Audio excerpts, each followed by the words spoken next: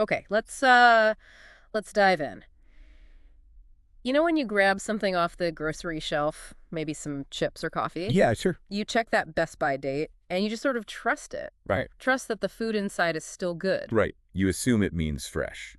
But like, how do companies actually figure out that date? It seems straightforward, but the science gets pretty deep. We're talking calculus, surprisingly. Yeah, specifically integration. It's fascinating, really. You see these math tools, things like differentiation and integration that, you wrestle with in college Oh courses. yeah. Well, they have this really direct, practical impact on something totally everyday, like keeping food fresh. So that's what we're digging into based on our source material today, insights from integrating math for shelf life prediction. Exactly. And our goal, our mission for this deep dive, is really to focus on how these concepts, especially integration, are actually used to model something pretty subtle. Hmm. The tiny amount of oxygen that slowly seeps into sealed food packages. We want to look at it as a really practical application. Hopefully, it connects those calculus ideas you might be studying to a real problem you can almost taste. Okay, so the basic problem, right, is that no food package is perfectly airtight. Precisely.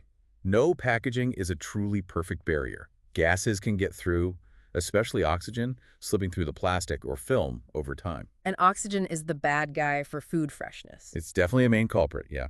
It fuels oxidation. That's what makes fats go rancid, changes flavors, textures. Plus, it lets certain microbes, the aerobic ones, grow. So predicting shelf life isn't just like picking a random date. It means you have to understand how much oxygen is getting in over time. You got it.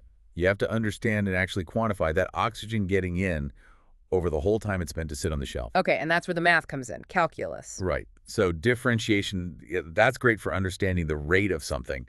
Like how fast is oxygen getting in right this second? Instantaneous speed, sort of. Exactly. But the folks designing the packaging, they need more. They need to know the total amount of oxygen that builds up inside after, say, weeks or months. Okay, so wait. The rate oxygen gets in probably isn't always the same, is it? Like, does temperature matter or the packaging itself? Yes, exactly. The rate changes. It depends on the type of plastic, how thick it is, the package's surface area, um, the difference in oxygen levels inside versus outside, and absolutely temperature. Oh, A key thing is the material's permeability coefficient. Basically, how easily gas gets through that specific material. That number plus the other factors defines the rate function for oxygen entry. so you have this rate, this speed, but it can change. How do you figure out the total amount that sneaks in over a whole year, maybe?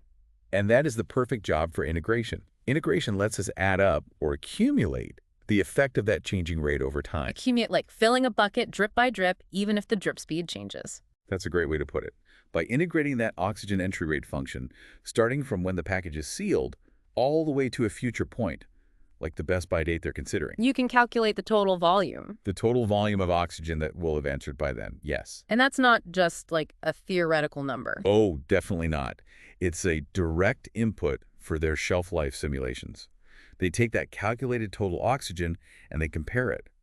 Compare it against how much oxygen the specific food inside can actually handle before it tastes bad or looks wrong or isn't safe. Ah, okay. So there's a threshold. Exactly. A tolerance level for oxygen. And based on whether that simulation shows the total oxygen stays below that level for the proposed shelf life. They can say, okay, this packaging works for this long, or nope, need better packaging or a shorter date. You've got it. That integration-powered simulation directly informs the date printed on the package. It means the date is based on, actual science about the food and its protection. Wow. That really shows how, well, how understanding the accumulation of change, which is what integration does, is key for predicting what happens in real systems that change over time. Shelf life is just a really clear, maybe tasty example of it. It really is.